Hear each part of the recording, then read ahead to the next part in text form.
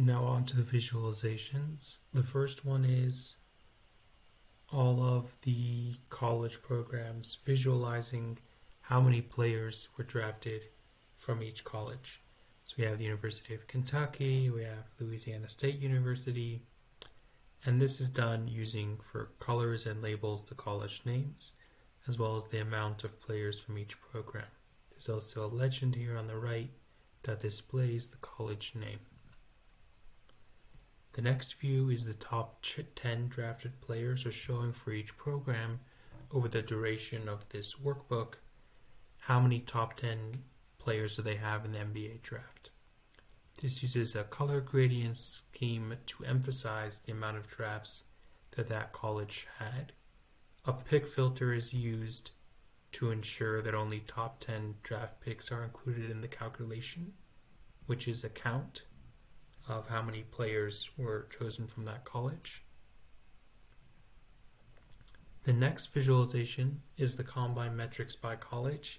So here we've taken the average agility, sprint, and vertical max reach and displayed it in a box and whiskers chart. So the blue dots are kind of the different colleges.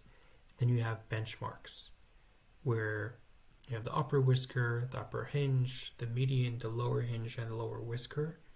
All these data points help with benchmarking and benchmark analysis. And the final visualization, which in this state isn't as useful, is really the trend and forecast analysis. This will be more useful when we get to the filtering data stage. We have the year and the number of player, and then we have the forecast indicator, which we'll get into in a moment.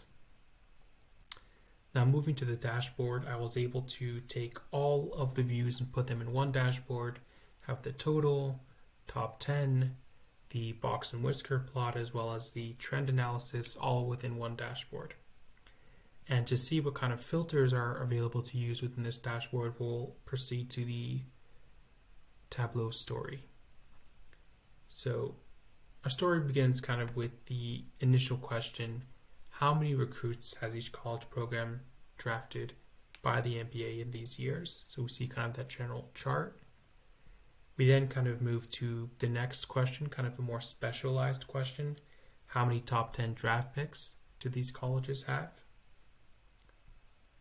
We then progress to what are the athletic measurements? So for coaches and for scouts of NBA teams, how athletic, how much effort can I expect from these players? And then from college programs, they can measure, are our training programs working correctly? Do we have the desired athletic outputs? Then this is the forecast view, which will be more useful once we utilize filters. And then this is viewing kind of the dashboard filters. So when you select a certain college, it displays in all the views. It displays in the box and whiskers plot. There are sprint, agility, max vertical reach analytics. It displays the amount of players.